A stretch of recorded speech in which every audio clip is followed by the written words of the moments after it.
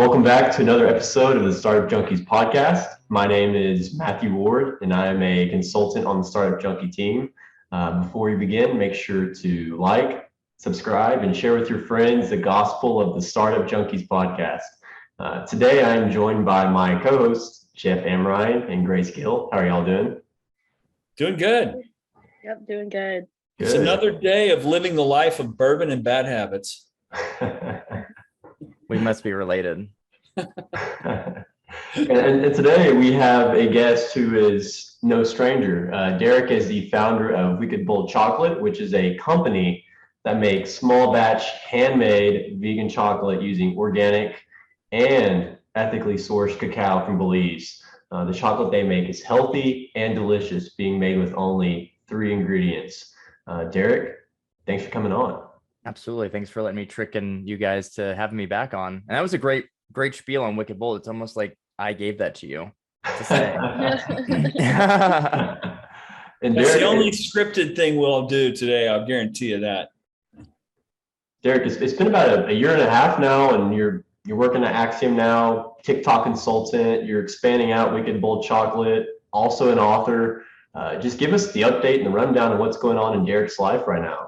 Yeah, I mean, the way I work this out in my brain is like, if I have multiple jobs, there's no way I could be homeless. So that's like my strategy. It's like, if I'm just dipping my toes in everything, I'm good.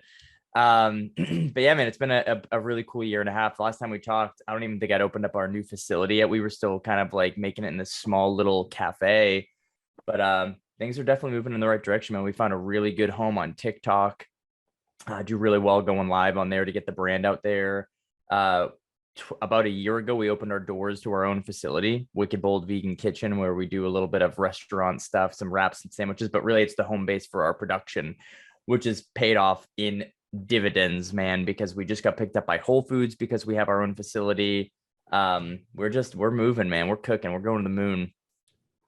Congrats on that. And it was funny. I was mentioning to Grace about having you on. And he's like, oh, like, I think I've seen that guy on TikTok before. No, really? Yeah, you're world famous now.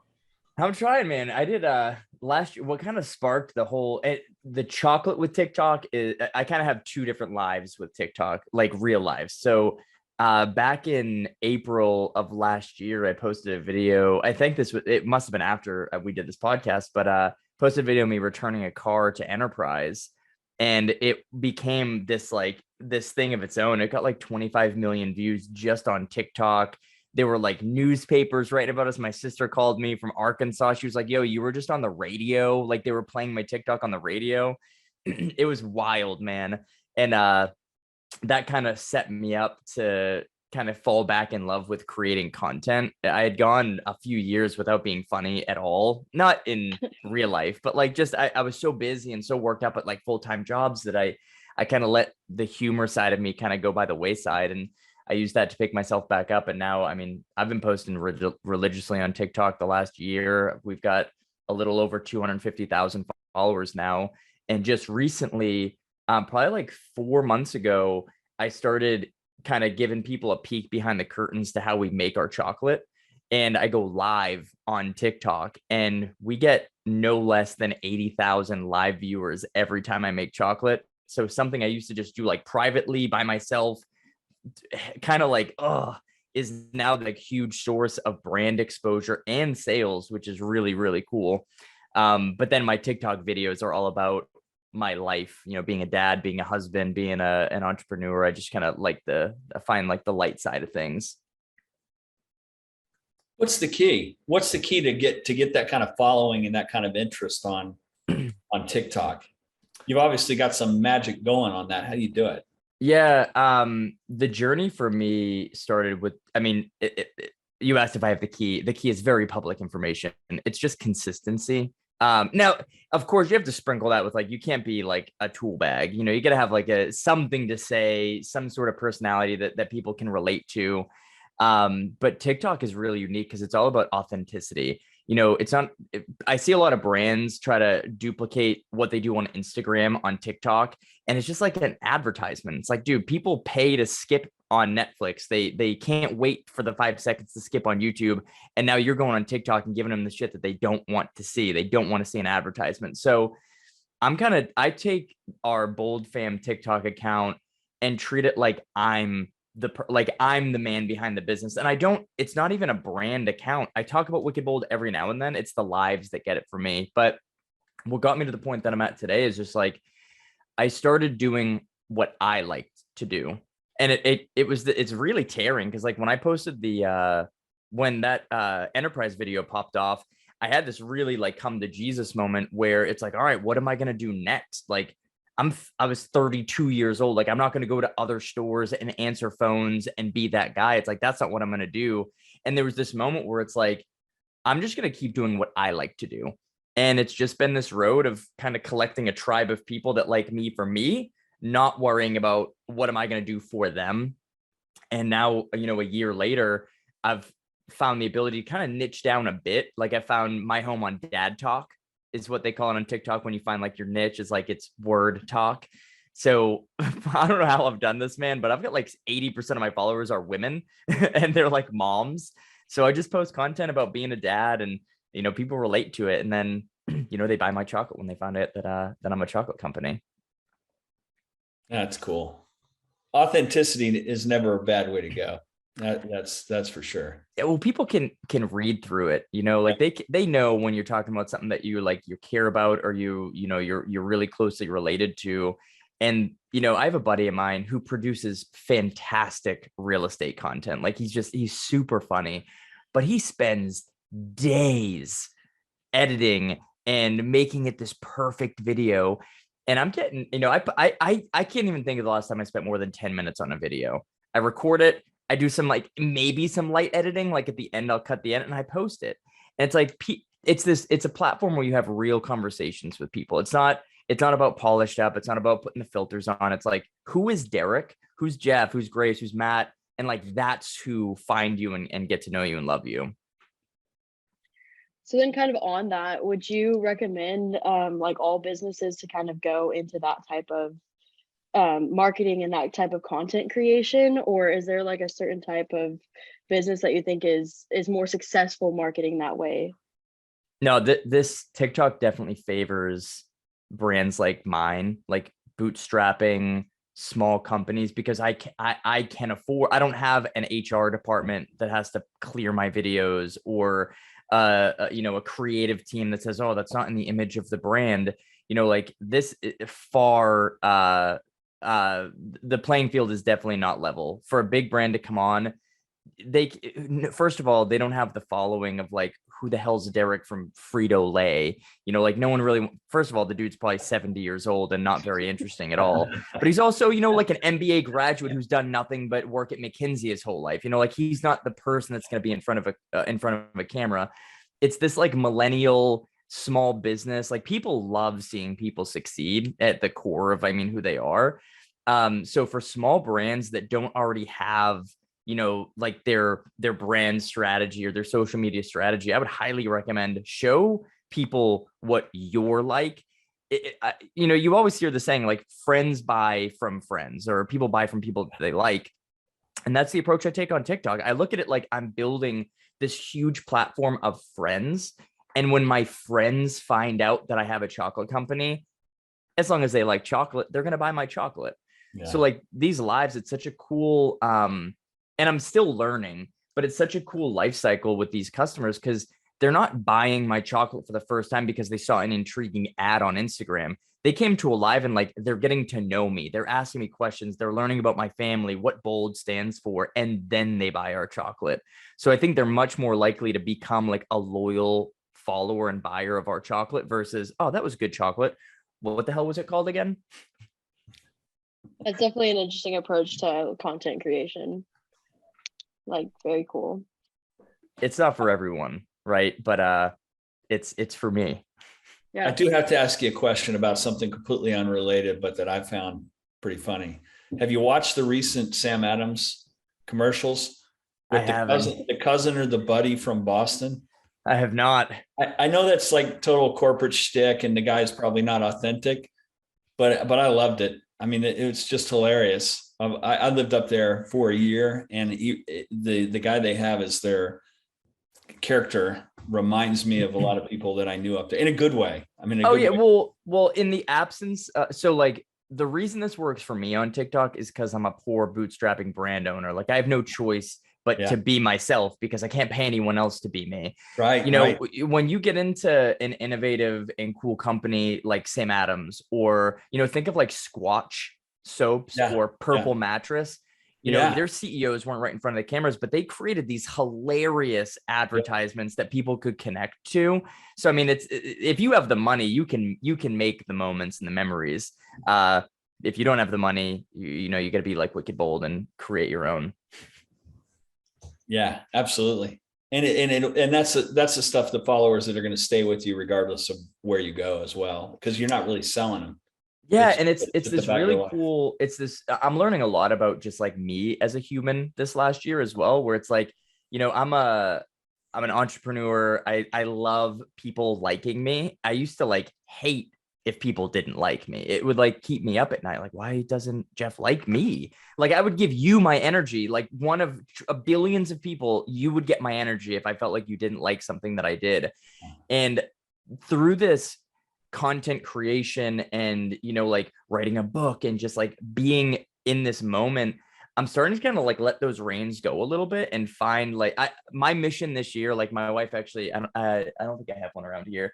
My wife wrote on paper and stuck it all around our house, be irrational, because that's my mission this year. Like you hear people, not to get on any of these tropes, but like Donald Trump, like touts like how amazing he is. You get like Conor McGregor, like I'm the best fighter in the world. It's like, that's so subjective, but they're out there saying it. Right. And I've always lived my life a little like I try to be rational. It's like, well, of course I'm not the best company. And, you know, I don't want to do that anymore. I want to be irrational. I want to live life a little bit on the outskirts, and I want to be unapologetically me. So if I do content that someone doesn't like, or I'm in a live and someone says something to me, like I dish it, because I'm not trying to be this like perfect brand for everyone. I want to find my people, and I don't want to care about the people that are not my people. So that's been a really cool, like uncovering a realization on this journey. And I'm not done yet. I'm still very much in the thick of it, but I'm starting to be self-aware in certain moments. Deric, do you actually give a shit about this person and what they have to say? Or is this an opportunity to be you? And more often than not, actually 100% of the time, when I clap back as myself, I get a bigger surge of support because people are seeing me. And now that I've had people follow me and buy my chocolate just because of how myself I am, which is funny. Well, you mentioned your book, so talk about it. That sounds like another kind of cool milestone. Talk about the book. So I got it here. It's Zero to Side Hustle. And look, it even has my picture on the back. But it's funny because this book is actually a product of itself. Is that meta? I've always wanted to use meta in real life, but I've never been able to. But the book is about like my journey of the side hustles that I've started. And I wrote it for three people that think that they don't have enough money to start a business, people that think they don't have enough time to start a business, or people that just can't figure out what the hell to start. And I wrote it from the perspective of like everything I've ever started has been from zero. I wasn't given a nice golden spoon when I was born. My parents didn't leave me any money when they passed away. Like it's always been me. So I look around at all these people that I'm sure have great ideas, but they think that it's going to take $1 bajillion or 18 years of their life to start a little side hustle. So I wrote this book literally walking through, if you have nothing, here's how within 90 days you can go start a business. And it's literally pulled from like things that I've done in my life to start businesses from nothing, or side hustles, let's call them. How's the uptake been? Have people been buying it? Has it been I actually sell a lot of them through TikTok Live because a lot of questions I get. It's been this cool like dynamic within these lives, because you get some people are like, wow, this is mesmerizing to watch. And then you get other people like, how did you start this? How did you do this? And I get to tell people, it's like people, and not to get too far down the rabbit trail, but people love critiquing. Like there's so many chocolate experts that come into these lives, you'd have no idea. And some of them are really good ideas, but they're like, hey, I'm doing this by hand still. I'm supplying Whole Foods and I'm packing these freaking bags by hand, the love and the chef's kisses that go into this product. But I tell them, it's like, guys, you're literally watching a business be made. I don't have I'm not a gigantic brand. You're watching how overnight success happens in real time. So through those conversations, I always keep a book near my production area. I just grab it. I'm like, guys, this is how I did it. Like, read this book. We've had sales in the UK, Australia, New Zealand, because that's my global audience. We get people from everywhere joining these lives. That's cool. Deric, I think what could be of real value to some of our audience members, since we are in over 100 countries, so some of those countries, not sure how many are actually in there, but with being in Bentonville with a lot of the enterprises, there are people who listen in who potentially want to do a startup or start a side hustle. What advice would you give to some of those people? Do it. I think I'll tell it through like a story. The stuff that I've encountered with, like, the reason Wicked Bold is as successful as Wicked Bold is today is because I've failed so many times already. And there are a lot of people that look at failure as like a bad word. And of course, does it suck when you're going through it? Sure. It's not like exciting and amazing. Oh, I failed again. Yay. But the experience that you get is just irreplaceable. And the second thing is, for anyone listening, if you think that your first idea that you launch is going to be the one, let me just tell you, you're a crazy person. Like, it's not going to happen. Maybe, right? Like, maybe you are the 0.00001% of people that your first idea creates you the billions of dollars, but it's more likely to happen if you start something, fail, start something with your lessons learned. It's this upward curve of mobility where you're always going to the next thing with more knowledge and equipped with more experience that leads you to success. So for anyone listening that like has the idea to start something, this book teaches you how to start an airplane company from nothing, right? And I did that obviously on purpose. Not that I think anyone out there has 100 million to go buy a fleet of planes, but it's about like, cool, you want to start a private airplane company. You don't have any money though. Here's how you can start it for free. So that's the thing. It's like a lot of people will try to find that excuse why not to start. I want to start a bakery. Oh, but I don't have a commercial kitchen. Well, make some friggin' muffins in your kitchen, dude, and go down the street and sell them at a farmer's market. That's legal. It's that voice. It's that like, that nagging voice, that first one. If you stop at the first one, ask yourself, are you real? How bad do you want it? Because if you want it bad enough, you'll find a reason to make it happen. That got me fired up. Yeah, I tell you what, it's great. It's great advice. And on the other side of that, because I've been through it 9 times, starting, launching, funding ventures, and some of them were epic, cataclysmic, almost life-changing failures. And some of them weren't. But what's the craziest thing that you ever started that you thought was going to be a big hit that ended up cratering? All of them. And I'll trade one with you. If you trade one, I'll trade one. How about that? Oh, dude, I know it if right off the top of my head. I actually never even launched the thing. I just tried to make a bunch of prototypes for it. I got a couple actually, but this is definitely the silliest. I thought that Deric Cahill was going to start a penny necklace company, revolutionize the fashion industry. I mean, it had some good meaning behind it. I was literally, dude, I was so poor, and I was drilling holes in pennies to make necklaces, or I should have been saving those pennies to like buy food.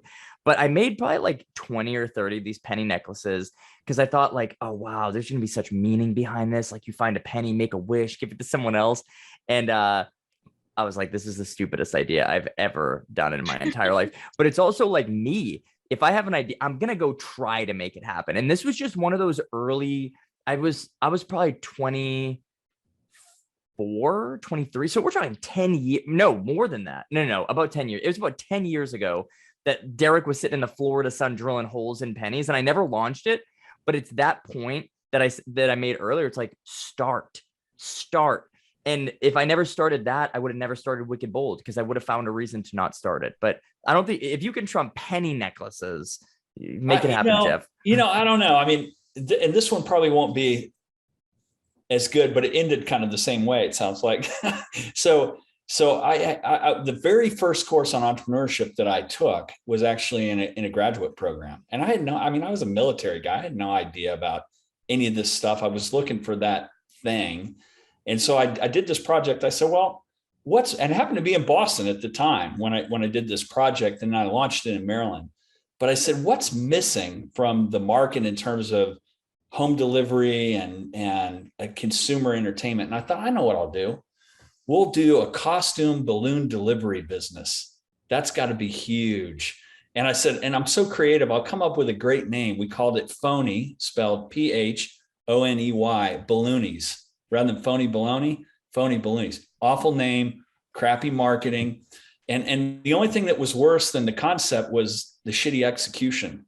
It was my wife and I that did it, our very first kind of real business. I don't even include it in the 9 that I count and that I advertised that I started. But what we found was, it was all great fun until you figured out we couldn't get employees that would actually deliver in a costume the stuff we wanted delivered. And sometimes we would also deliver chocolates, which melted when it was hot outside. That was a total disaster. And there were some neighborhoods you didn't want to deliver anything to unless you were armed or running or armed. And so we realized that it just wasn't a great business and it was very labor intensive. So it was an epic failure. I realized that I'd have to make my fortune elsewhere. Well, I think it's a great point though. And it's the same thing that we just chatted through. It's like, I'm sure you learned from that. Oh yeah. The mistakes, the marketing, the finances, everything.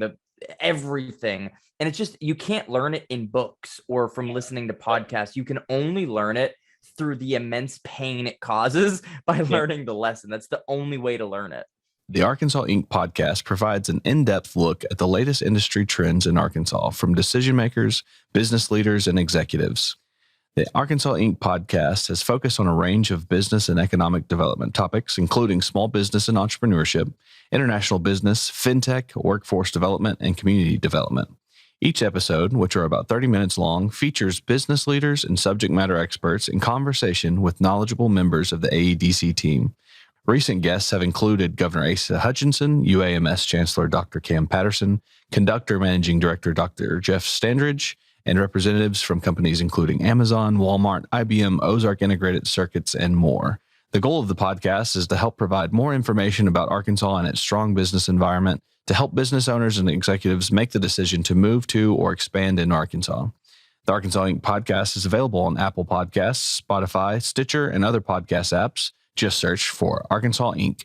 To learn more or subscribe to Arkansas Inc. podcast, visit arkansasedc.com/podcast. Absolutely. Yeah, that was a small step and a kind of a beginning failure on a pathway to many other things. Yeah. That wasn't the biggest crater that I ever created. That one was pretty easy to get out of, but that was the one that was the least well conceived. And to give you some idea of the quality of the MBA education that I was getting, I got an A on the project, even though it was really a terrible concept. Oh, that's so funny. Deric, what would you say is like the next steps for Wicked Bold Chocolate? Trillions of dollars. No, it kind of, it's interesting. This is the first business where, anytime you start a business, you start projecting, oh, what's the road to 100 million? Wow, we can get there. And you try to plan for it. But now it's like, we're planning to need more capacity soon. And it's real. It's not BS, like fluffed up entrepreneur. We're doing great. It's like real. Like we just got picked up by Whole Foods. I haven't even started demoing in the stores. We dropped off our first order about a week and a half ago. And we've already had like 80% of the stores reorder and haven't even demoed in the stores yet. Like this is just cold shelving and they're getting some buys. So that's really good. But at the end of this month, we have a meeting with Walmart for their open call, which I think I can't imagine. I think our price point is perfect for conventional. It's just kind of step by step. I mean, I'm still just alone, like it's just me that runs the business side of things. So there's only so much that I can take on, but I still feel like I got plenty of time in my day. I mean, there's always like the midnight to 6 a.m. hours that I haven't even tapped into yet. I mean, imagine the possibilities, but it's just, I think where we're at now is I'm starting to really look at like quality growth versus any growth, which is a cool milestone to get to. Even 6 months ago, it was just about how do I get new customers? How do I get new customers at all costs? Like I would give away 30% discounts for first orders, but I actually just turned all that off. I don't do any discounts right now for our chocolate. And what I actually just had a meeting today with someone to help us on the back end. Like, how do I nurture my first time orderers so they actually can start coming back, and I can start figuring out like what is the lifetime value of a customer so that I can start giving discounts again? Because what I've realized is I was so trash garbage at the back end of the process. Like, I'm great up front. I'll get you to buy our chocolate, but I was doing such a bad job with nurturing the reorder rate that pretty much I was just giving away 30% of the revenue, and I had no idea when and if they'd ever come back and reorder. So right now is about fixing that back end so that I can start paying attention to the front end again, if that makes sense. And then also spending a little bit of time up at our brick and mortar. We have, a space that people can come into, but it's been such like an iterative side hustle on its own to figure out how that works. Like right now, if you come in and get food, your drink of choice is water. And there's just so much opportunity to do cool things like with our chocolate or coffee, tea, etc. So that's a little bit of a focus too. It's just about like, I think we're in like the refining process right now while we ramp up. But it's wicked bold water. It's not just any water. You're damn right. It is reverse osmosis as well. So I mean, it's damn good water.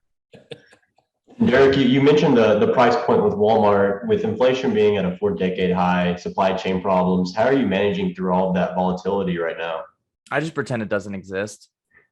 I mean, that's a really stupid answer, but it's also kind of true. It's like, I'm not big enough. I'm not big enough to like pay attention to that right now. And I'm certainly not smart enough to assess that on a monthly basis. Like, oh, what are my prices going to be? It's like, actually, I think there's maybe a little bit of a lesson in this that I can give to other people while I describe the position that I'm in right now, which is if I quit everything that I use to make money and just went all in on Wicked Bowl, which some people think you have to do for some crazy reason. It's like, oh, if you want to start a business, you got to be all in. It's like, bro, what are you even going to do with 40 hours a week with a small knitting business? So are you going to make like cat sweaters like all day, every day? It's like, make 2 a day while you keep your day job. So because of that reason, I value consistency over anything else. And while my customers might not notice that my prices stay consistent, maybe they do, but I'm not relying on a 3% difference in the cost of my goods to like feed my family. So I keep my prices consistent. Now, I keep an eye on it. Like if anything gets crazy, it's like, all right, I got to fix that. I don't have $1 million in the bank. But with the volumes that we're doing and I don't even pay myself. Like I don't have any paid employees. It's not a huge concern for me right now. So it's an issue that I just don't allow to enter my brain. I just focus on making really good chocolate. The price stays consistent and I want to earn business. It's great that you mentioned that because a lot of people, especially with the tech startup scene, you have to raise VC, you have to live in a 1-bedroom, 500 square foot apartment and make sure that you're growing as fast as you can. But there's also the other ways that you can bootstrap, have a small business, still have a full-time job and have a great living and a great business too. So it's great that you can present that today here on. Yeah, well, that's another like big realization that I've had in the same scope of like being more unapologetically myself is, I don't know if you guys have heard of this book. It's a really good one called The Second Mountain. No, it's good. I'd recommend it.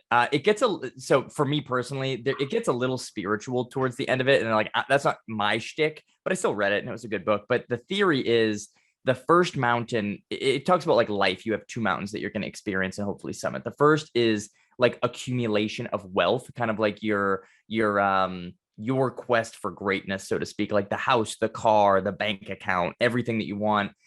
And the second mountain is when you realize that none of that actually matters. It's about following your passions and what you enjoy and your family and your relationships. And Wicked Bold and this like last couple of years of like my life has helped me kind of see that second mountain where it's like, and especially the first mountain, I realized I got everything I ever wanted and I still felt hungry. I didn't feel like satiated, like, oh, I've made it. I kind of alluded a couple of times, but like I didn't come from much. Like I came from not a good background. So when I was 18, 19, 20, 21, like learning how to be a human, I thought money's the way, stability, we're going to be great. So it was always about like, I can't wait to make 6 figures. I can't wait to be this or that.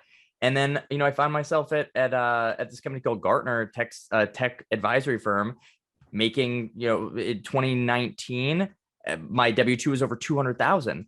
And I was not happy. So it's like here I was, I had everything. I had a brand new truck, a beautiful house, the paycheck, and still I was like, oh, but I should probably start a chocolate company. So it really gave me the other thing was COVID. Yeah. When I started working from home prior to COVID, my daughter, who was like 3 at the time, we didn't have a bad relationship because she's 3. Like, was she mad at, like, I didn't give her enough Cheerios in her bowl?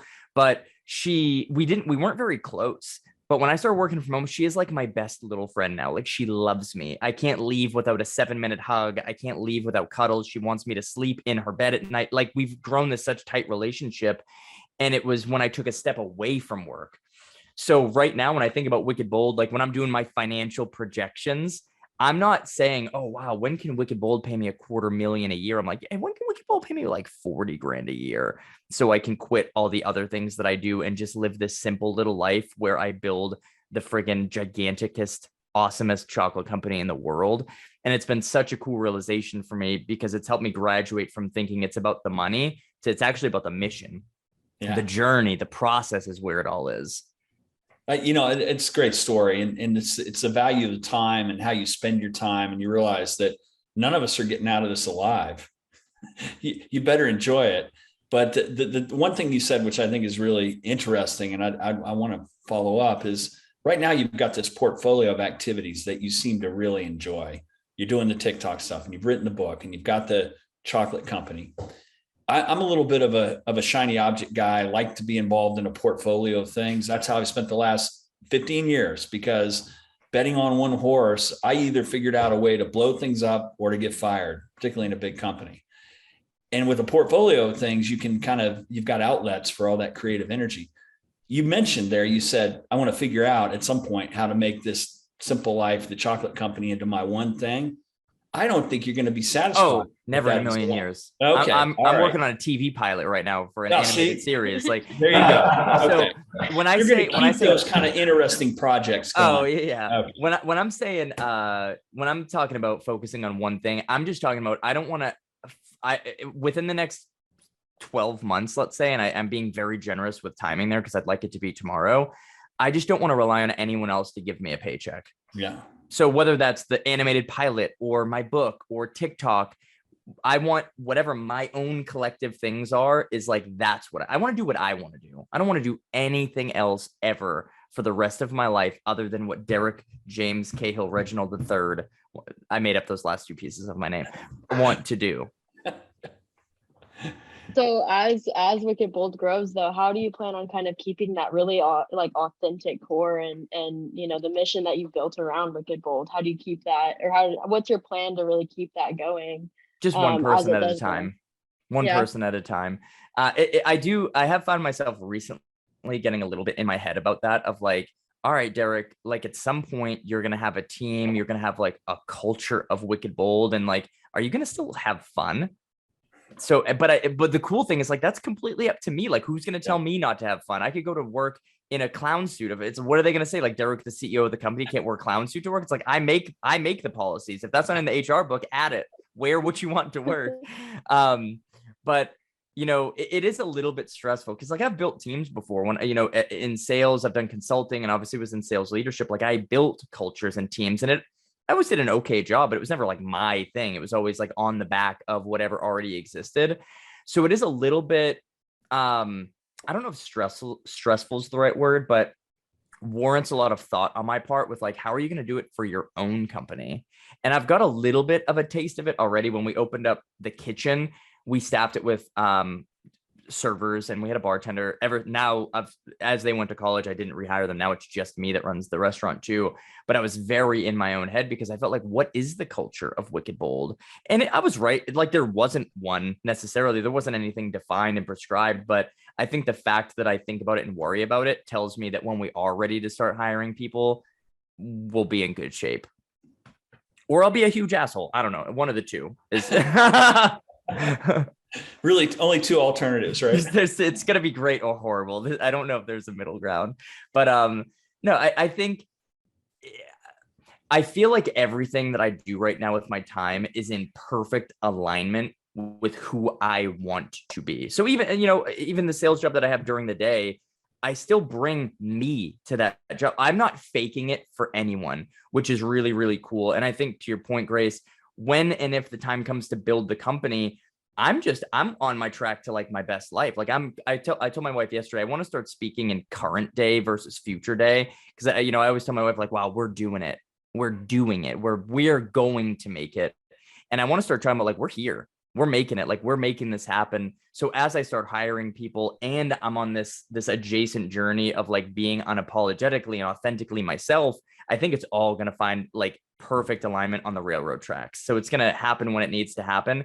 And it's not going to feel forced or unnecessary. And, we'll be on the cover of Forbes one day. But we're making some good progress. One cool thing that's coming up hopefully in the next few weeks is I don't know if you guys have heard of SKU accelerator program, but we got invited to their final round of interviews next week. We sent their samples in a week and a half ago. They tried them. They want to keep us in the process. That's going to be like a friggin' godsend, because the biggest hurdle to success that I can see right now is me. And every day that I run Wicked Bold, it's the biggest company I've ever run in my entire life. There's going to be things that I miss. There's going to be things that I don't know.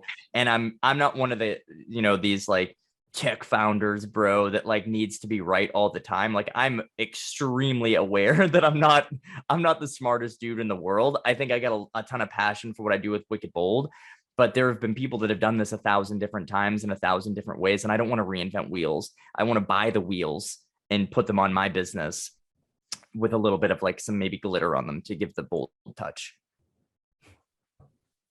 That's great. Will you be comfortable? You go through this accelerator program and you decide you begin to build that team and whatnot. Are you going to be comfortable delegating some of that and kind of working yourself out of the job? Will you be able to, you think you'll be comfortable being able to do what you want to do and not having to do everything in that mix? I don't know. Yeah. I mean, there's going to be some things that are easier to let go than others. Like, when I had to sit down for 10 hours and do a third-party food safety audit with a third-party company to get into Whole Foods, that sucked. Yeah. A lot. And I celebrate the day that I have someone to do that one for me.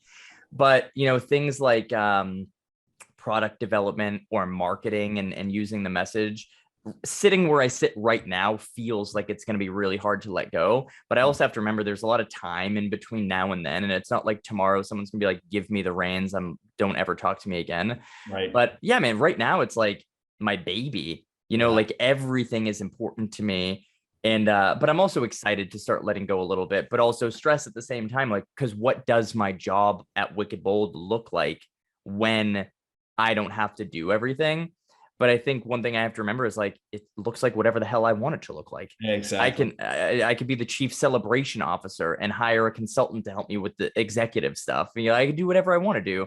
But one thing that's important to me is that we never leave off the principle of making good food, because that's like the reason we even exist in the first place. Is we couldn't find, my wife loves chocolate, and we couldn't find a chocolate that didn't have bullshit ingredients in it. So that's going to be the one thing that, like, no matter who's leading the company, that's going to be, unless I've sold it and I have no interest in it, do whatever you want, I guess. But will I have any sort of interest in it? Like, that's going to always be the forefront. Doesn't matter how much money we can save, how much more efficient we can be. It's real food that goes into our product. I don't feel right now any ego towards Wicked Bold. Like, if we are like, I don't imagine a world where 10 years I have to be the CEO of Wicked Bold. I could be whatever, not that I'd be like, the chocolate maker. I actually don't want to make chocolate for the rest. That's another thing that I feel like I can let go, is making the chocolate. But right now I'm just open. I want to build a successful company that people love working at and people love eating. Those are my two biggest missions. However we make that happen with the advising group that I bring on board, or the board, or whatever we have, those are the two most important things to me. Pretty good pillars. Those are pretty good pillars for sure. Well, I think it's time we land the plane. So Deric, something we ask all of our guests, and you've already heard it once before, even though you've given us all this sage advice and wisdom, if you can go back in a time machine, before you started Wicked Bold Chocolate, what advice or lessons would you give your previous self from your current self? It's a good question. I should have known that you were going to ask me this. I'm always terrible at the go back in time questions. There's a quote. It's funny. I'm going to re-listen to the other one. I wonder if this is the same quote that I gave last time. It's like my cop-out answer. Steve Jobs said, you can't connect the dots looking forward. You can only connect them looking backward. So what that means to me is like, there's no point in stressing or getting anxious on what tomorrow or the next day or the next year looks like. If I can turn around, even sitting right here today with you guys, if I can look at yesterday and the week before and the month before and look at the decisions I've made and be happy with where I'm sitting, just sit with that and like be content with where you're at. Because if you can trust yourself to get you where you are today, you must trust yourself that you're gonna get yourself to where you want to go. And it's way easier to say that than live it. I'm super guilty of being anxious and overthinking and overanalyzing. But I think it all comes full circle with like kind of the core piece that I've talked about today, which is like, I'm finding comfort in getting to know me over these last couple of years and being accepting of the fact that you don't need to like me for me to keep going on and being who I am. Like there are plenty of, I almost said MFers, but there are plenty of people on this planet that are going to like me and what I build for exactly face value what it is. I don't need to put on a show. I don't need to dress. I don't need to sing, dance, whatever. Like they're going to like me no matter what. And there's going to be people that don't like me, and that's fine. That's fine for them. It's fine for me. And I just need to trust that we're going on in the right direction. So that all of what I just said, if I could package that up, I'd go back to Deric 3 years ago and be like, listen, dude, you're not going to listen to me. I know that because I'm you, but this is what I'd tell you. That's great. That's great. And you've got lots of different touch points where people can find out about you and find out about the company. Run through some of those. Give us where we can find the book, the TikTok, the whole bit. Book is global on Amazon. You can go to amazon.com and just type in Zero to Side Hustle, and you could buy that anywhere you want. It's $14.99 for the paperback copy, $3.99 if you're on Kindle. Wicked Bold chocolate is just wickedbold.com, exactly how it sounds. If you don't know how to spell it, our chocolate's probably not for you. TikTok, if it's at bold, BOLD, fam, FAM is the core TikTok that we use. And then if anyone has questions or like any aspiring entrepreneurs had any follow-up questions, you can always email me. It's just DERIC@wickedbold.com. And then I guess my final piece is anyone in the Dallas-Fort Worth area, we're in all 14 of your Whole Foods stores. So go locally, you save $1. It's $5 online. So we do ship internationally in the US.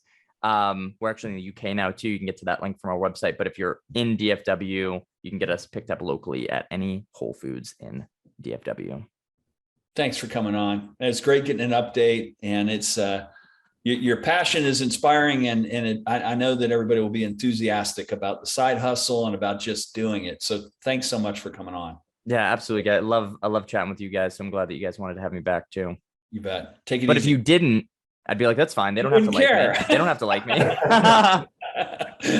Well, listen, have a wicked bold rest of your day. Okay. You guys too. Thanks a lot. All right. See you, Derek. Appreciate it. Bye. Ecosystem builders, entrepreneurs, chambers of commerce, mayors.